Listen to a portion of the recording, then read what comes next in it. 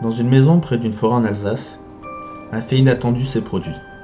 Non pas un, mais deux meurtres ont eu lieu, ceux de deux jeunes enfants, il y a maintenant quelques années. La maison ne trouvant aucun acheteur suite à cet événement, j'ai eu la chance de pouvoir la visiter quelques jours avant sa démolition. La maison dans un état convenable, c'est ici que commence notre histoire, dans une maison poussiéreuse et pleine de mystères.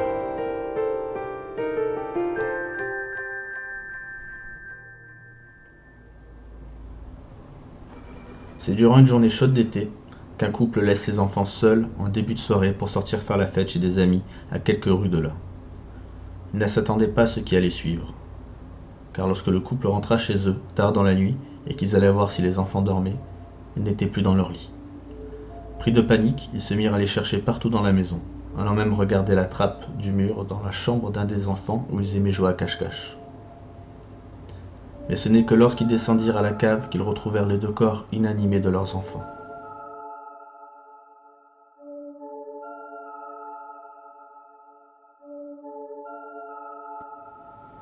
Comment, alors que toutes les portes étaient fermées, qu'il n'y a eu aucune trace d'intrusion dans la maison, comment ont-ils pu mourir et se retrouver dans la cave? L'exploration de cette maison était fastidieuse.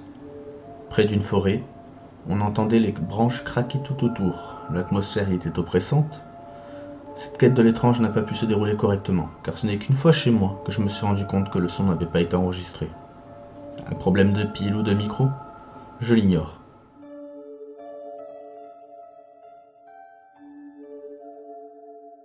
Tout ce que je peux vous dire, c'est que d'aller dans la chambre des enfants de nuit laisse une atmosphère à vous couper le souffle.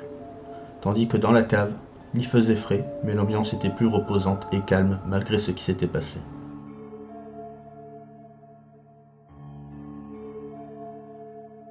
Plusieurs théories ont fait le tour du village. Le tueur était-il déjà à l'intérieur?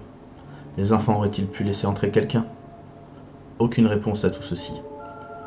Aujourd'hui, à l'heure où la vidéo est sortie, la maison a été détruite, et la forêt est la seule à connaître la réponse.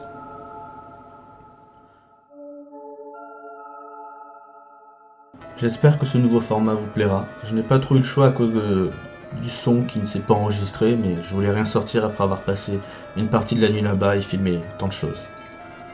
Puis vu qu'il ne reste plus rien de la maison, c'est un petit peu les seules images qui restent.